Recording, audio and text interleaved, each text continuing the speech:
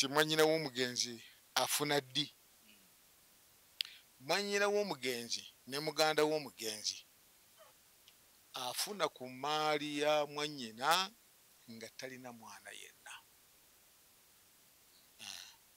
Baganda b'omugenzi ne bannyina bafunako nga talina mwana yenna, naye buli lwe wabeerawo omwana abamukoze eki abamuleetedde okubeera nti kati yeeta abatakyagira ki abatakyafuna.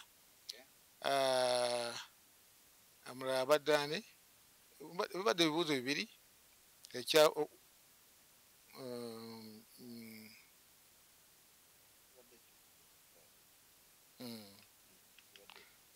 Sseruganda Habibu yabadde abuuza ku nsonga nti waba alina kyalabye ng'agira ki n'atagira ki n'ata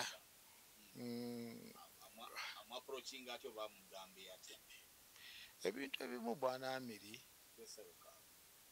oba twandigambye nti sibyandibadde na ku rediyo kuno ekutuusa mesegi, naye mesegi emu oyinza okusiŋŋana ng'egira ki ng'ekosa. Omuntu asolooza atya amabugo ate n'agateeka mu nsawo ng'ategeeredde ddala nti amabugo ago bakasoloozezza nga g'abantu abakulembeddwa ekizibu ekikoze eki. Eyo obutereevu ebeera ki? Ebeera nsobi. Ebeera nsobi. Kati approach y'okumugambako yo osobola ebbanga ly'omala nga tomugeddeeko mu lwatu kuba naye akikoze mu kyama, mubuulire nti hakki gy'otutte si yiyo, si yiyo. Era tusaba abasolooza amabugo babeere nti ensonga eyo bagyegendereza batye Allah subhanahu wa ta'ala ku hakki y'abantu abagize eki ababa bafiiriddwa. Sseruganda Kafeero ye mugize eki mwanukudde.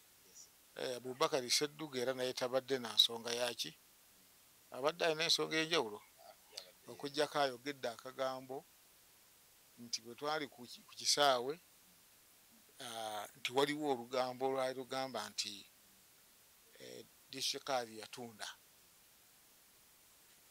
Njagala okutegeeza abampuliriza nti Nabbi sallallahu alaihi wasallam lumu yali abuulira ng'ayimiridde, naye bwe yatuuka awantu ng'ayimiridde n'agamba abasahaba nti mbabuulire ala adullukum bi akbaril kabairi, nti mbabuulireko amazambi agasinga okuba ag'amaanyi ennyo amabi. N'agamba nti ashirku billah, kugatta Katonda n'ekintu ekirala. N'agamba ekyokubiri wa huquuqul walidaini, n'okujeemera abazadde. Kaakati bwe yamala okwogera n'atuula, bwe yayogera ebyo n'atuula, n'alyoka atandika okugamba nti ala wa qawli zuur, ala wa qawli zuur, ala wa qawli zuur. N'akyogera n'akiddiŋŋana nnyo nnyo nnyo nnyo nnyo okutuusa abasahaba bagamba nti laitahu sakata, singa asirise kuba tugize eki, kuba tuwulidde. N'olwekyo ebigambo ebitera okwogera ebisinga obungi biba bigambo qawli zuuri, bye bigambo ebitalina ki, ebitalina mutwe. Mu njogera ey'edda baagambanga nti ebitalina mutwe na magulu, naye ng'ate ekituufu kiri nti biba birina amagulu kuba biba bitambula ne bituuka gye bituuka, naye nga bw'onoonya omutwe obitegeere guba sigugira ki, guba siguliiwo.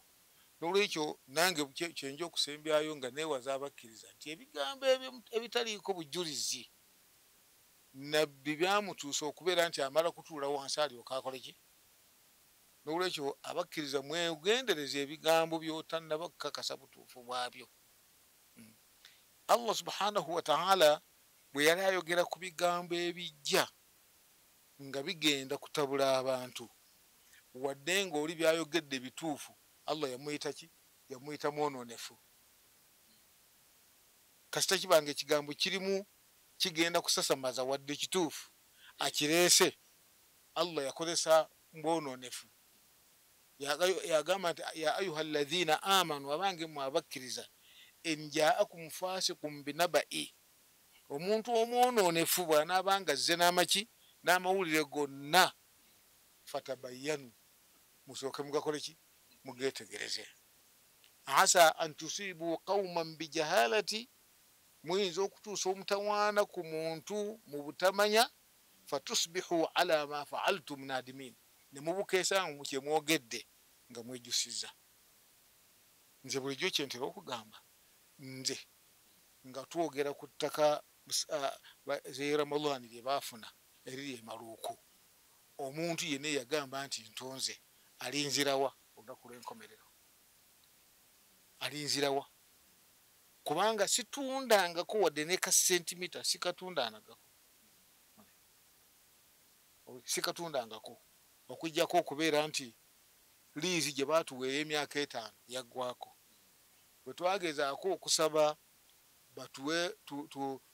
batwongere renew municipal ng'ekyali municipal nebeera nti egayadde okutuusa minisita wa local government mu kaseera ako yali Kayindo Otafiire bwe yatuma commission of inquiry yali ekulirwa mukyala nga mu bukulembeze bwani Kanindo kati we bajja okunoonyereza ne bagamba nti buli bonna abalina okwemulugunya kuki